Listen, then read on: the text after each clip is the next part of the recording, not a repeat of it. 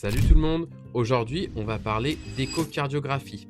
Je te laisse réfléchir un petit peu sur la coupe réalisée et me dire à quoi elle peut servir dans la classification échocardiographique de la maladie valvulaire dégénérative. Je te laisse quelques secondes pour y réfléchir. Tic, tac, tic, tac, tic, tac.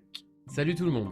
Vous l'aurez compris, aujourd'hui on va parler d'échocardiographie et notamment de la classification de la maladie valvulaire dégénérative mitrale ou tricuspidienne. Alors tu te souviens, la semaine dernière, on a parlé de la classification ACVIM. La classification ACVIM, elle va se baser essentiellement sur la clinique de l'animal et sur un petit paramètre échocardiographique lorsqu'on va être en stade B. Pour la refaire, stade A, c'est la race prédisposée. Typiquement, le cavalier King Charles est directement classé en stade A de maladie valvulaire dégénérative. Ensuite, le stade B, on a le sous-stade B1 où on va visualiser l'endocardiose à l'échocardiographie, mais on ne va pas avoir de dilatation cardiaque. Lorsqu'on va passer en stade B2, là, on va avoir une dilatation cardiaque, que ce soit une dilatation atriale, que ce soit une dilatation ventriculaire gauche en diastole ou en systole. Enfin, on va avoir le stade C qui va être un stade avancé de la maladie où l'animal a déjà décompensé ou a un historique de décompensation dans sa vie, généralement stabilisé avec des diurétiques par exemple. Enfin, on a le stade D qui est un stade réfractaire où l'animal présente encore des signes d'insuffisance cardiaque congestif malgré la mise en place des traitements. Là, aujourd'hui, on va parler d'une autre classification qui est la classification échocardiographique. La classification échocardiographique, elle va avoir un intérêt pour le suivi de l'animal.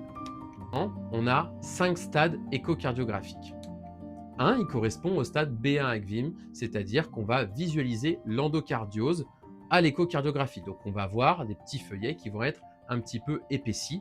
Normalement, au-delà de 3 mm en termes d'épaisseur, le feuillet antérieur et le feuillet postérieur mitraux auront qui vont apparaître et donc on pourra les mesurer.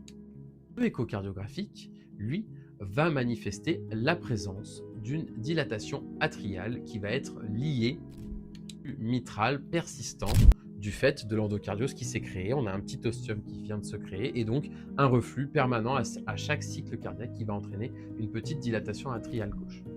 Au fur et à mesure du temps, on va arriver au stade 3 du critère cardiographique, la dilatation ventriculaire gauche, d'abord en diastole.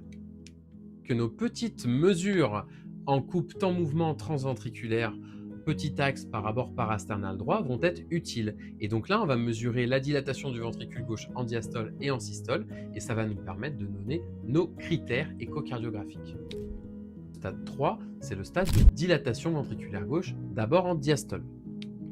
4, où là, on va avoir également une dilatation ventriculaire gauche en systole.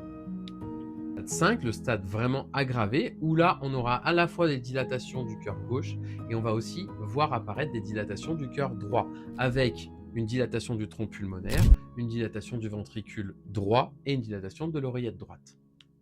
Ces critères échocardiographiques, et bien tout simplement, ces critères échocardiographiques vont compléter les stades ACVIM préexistants et ça permet d'affiner un petit peu plus notre prise en charge, savoir par exemple que si j'ai une dilatation du ventricule gauche en diastole et en systole, mais que l'animal n'a pas encore présenté de signes cliniques, peut-être préciser au propriétaire que l'animal a de fortes chances de commencer à développer les signes dans la prochaine année de vie.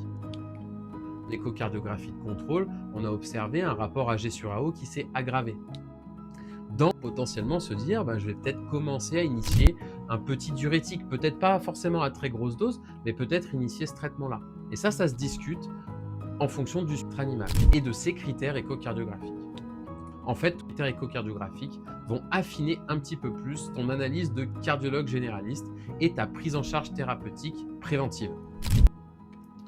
Classifier échocardiographiquement une maladie valvulaire dégénérative mitrale. Il faut savoir faire une coupe échocardiographique. Et ça, chez Acadombet, on te l'apprend avec précision. On t'accompagne moi sur toutes les coupes échocardiographiques, on t'évalue ensuite sur l'obtention de ces coupes et je te montre avec précision dans chaque vidéo immersive comment obtenir telle et telle coupe. Donc si tu fais une petite expertise entre guillemets d'échocardiographie dans ta clinique, je te laisse le lien de description de la formation en dessous de cette vidéo. Et si tu as des, n'hésite pas à les poser en commentaire, je me ferai une joie d'y répondre. Je te souhaite une très bonne fin de journée et je te dis à très vite. Salut!